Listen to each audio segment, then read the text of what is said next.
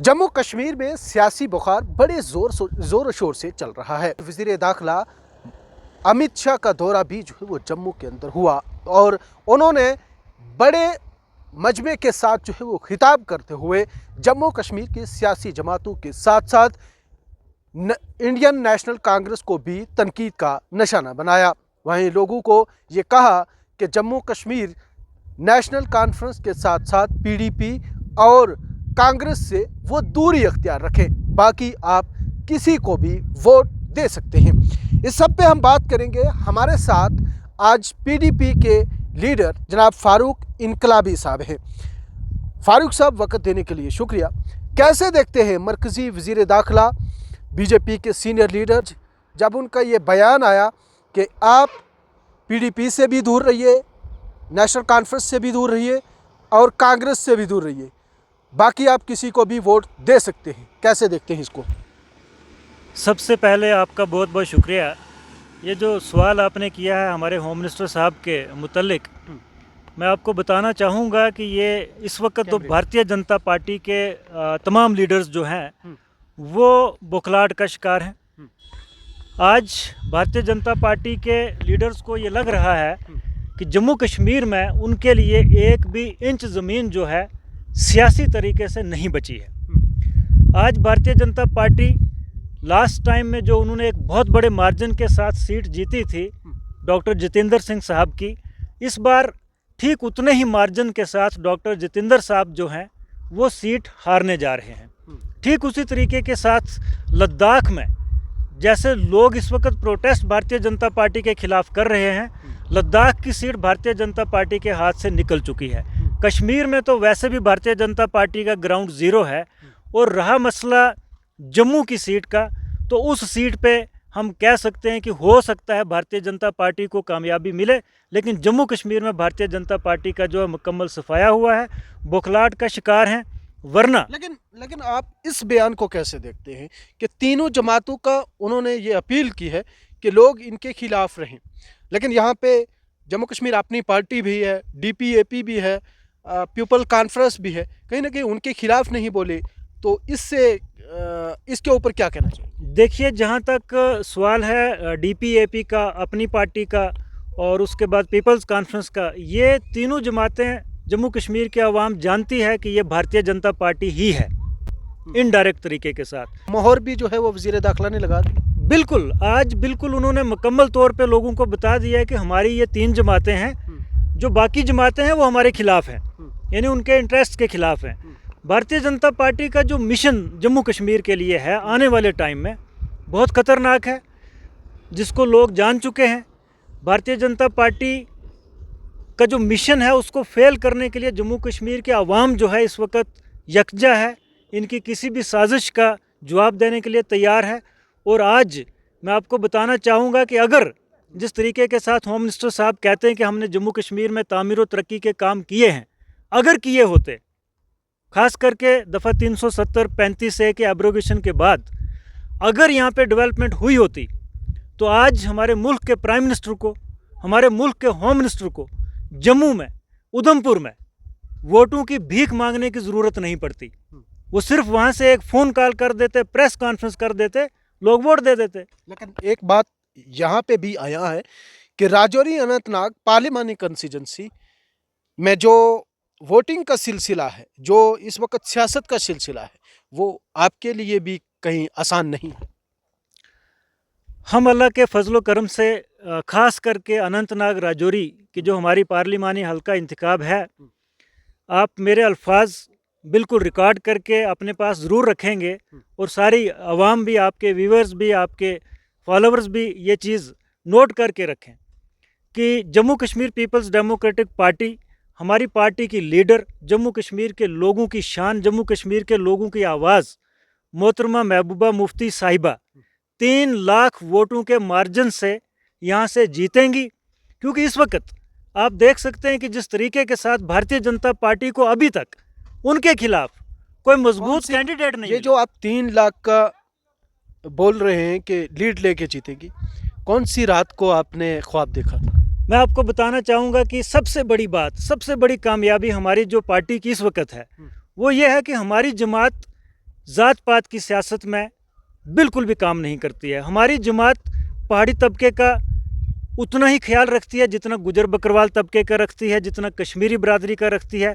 सबको साथ लेकर चलने वाली अगर कोई जमात है वो पीपल्स डेमोक्रेटिक पार्टी है। पहाड़ी लोग जब अपने हक के लिए आए थे तो उनको तो बाहर का रास्ता दिखा दिया। देखिए, मैं आपको बताना चाहूँगा कि जो ये 4% पहाड़ियों को पहले मिला था, पहाड़ी स्पीकिंग पीपल का, वो उस वक़्त पीडीपी ने ही ये बिल इंट्रोड्यूस किया था। किसी कारण रुका था, बाद में इन्होंने किया, लेकिन पीडीपी का काम था, क्रेडिट बीजेपी ने लिया। लेकिन मैं उस बात को नहीं देखना चाहता। आज जो बुद्धल से लेके पुंछ तक माहौल बना है, पहाड़ी भी, गुजर बकरवाल बरादरी के लोग भी, कश्मीरी बरादरी के लोग भी, हिंदू बरादरी के लोग भी सिर्फ एक ही बात कहते हैं कि हमें महबूबा मुफ्ती को वोट क्यों करना है। इसलिए करना है कि वाहिद ये जमात है जिन्होंने राजौरी पुंछ के साथ, खास करके खित्ता पीर पंचाल के साथ इंसाफ किया है। हमें बाबा गुलाम शाह बादशाह यूनिवर्सिटी दी है जहाँ पे हमारे बच्चे पढ़ के बड़े बड़े ऑफिसर बन रहे हैं। हमें कश्मीर को राजौरी पुंछ के साथ जोड़ा है मुगल रोड दे करके। बुद्धल में डिग्री कॉलेज मुफ्ती साहब ने दिया, थाना मंडी में डिग्री कॉलेज मुफ्ती साहब ने दिया। 15,000 रहबर तालीम टीचर मुफ्ती साहब ने जब आरईटी टीचर्स की स्कीम लाई, जब प्राइमरी स्कूल नए खोले, 15,000 बेरोज़गार नौजवानों को रोज़गार मिला और मकामी लोगों को, उनके बच्चे जो 10-10 किलोमीटर दूर जाके पढ़ते थे स्कूलों में, उनको अपने घर के पास में स्कूल मिला। इससे बड़ा काम मुफ्ती साहब ने, मैं समझता हूँ कि किसी पार्टी के किसी लीडर ने नहीं किया। इसके बाद मैं आपको एक और बात बताना चाहता हूँ। हमारे लोगों को वो दौर याद है कि एक दौर था, हमें मेटाडोर से उतारा जाता था, तलाशी ली जाती थी, 1-1 किलोमीटर पैदल चलाया जाता था।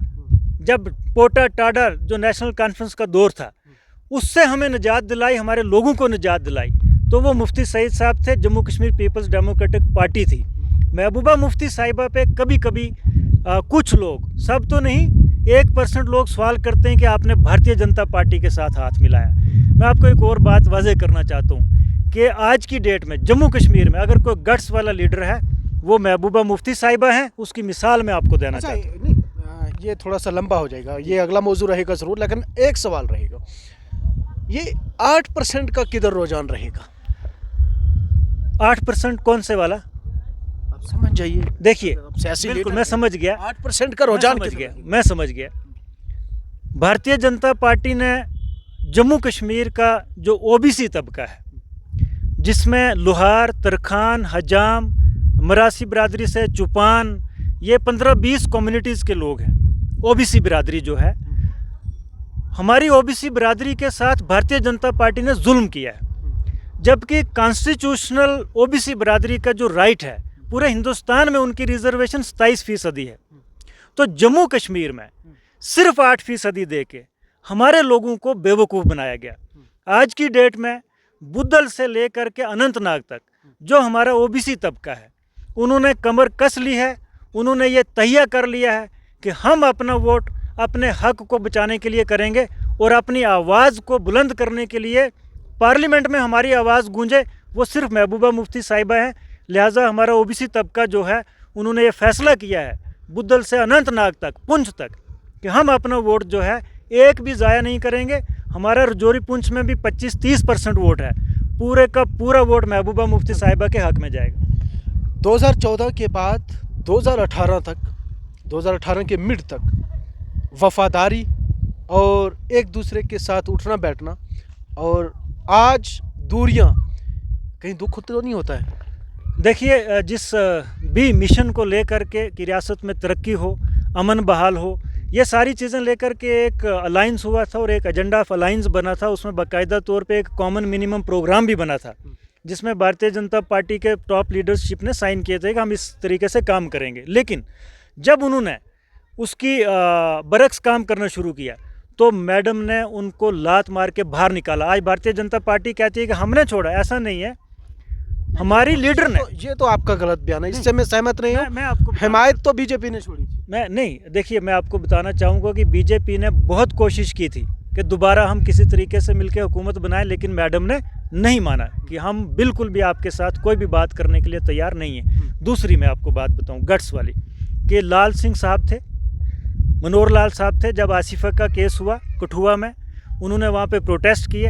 अगर मोहतरमा महबूबा मुफ्ती साहिबा की जगह कोई और लीडर होता, शायद वाली बात है कि FIR भी ना लगता, लेकिन वाहिद लीडर हैं जिसने कान से पकड़ के दोनों मिनिस्टर्स को बाहर निकाला। बिल्कुल नहीं सोचा कि बीजेपी के खमियाजा है, उसी का खमियाजा भुगतना पड़ा आपको। देखिए लोग आज समझते हैं, नहीं मैं ये कहूँ उसी का खमियाजा भुगतना पड़ा है। खमियाजा नहीं, हम भी हो चुकी उसी की वजह से।